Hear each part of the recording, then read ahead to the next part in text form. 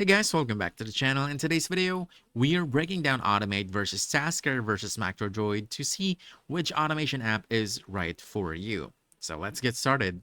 First up, we have Tasker. Tasker is the most powerful of the three, letting you build complex automations triggered by time, location, device state, and more.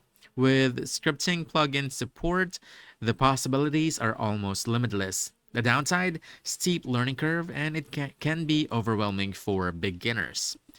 Now we have Automate.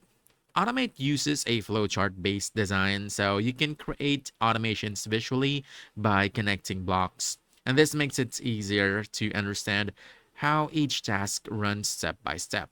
It's a good balance between flexibility and usability, though still not quite beginner level simple.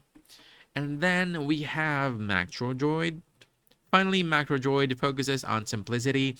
Using its trigger action constraint system, you can easily automate everyday tasks like toggling Wi-Fi, sending auto replies, or setting reminders. It's very beginner friendly, but lacks the deep customization that Tasker and Automate offer. Side by side, I want to say Tasker is the most powerful, but it has steep learning curve. Automate, it has good visual, balance, complexity, and usability. And then for the Mac Droid, it's the easiest one to use, but it's less customizable. For the verdict, you want to choose Tasker if you want maximum control and complexity. You want to choose Automate if you want visual, flexible automations without diving too deep into coding. And you want to choose Macro Droid if you want simple everyday automations with minimal setup. That's it.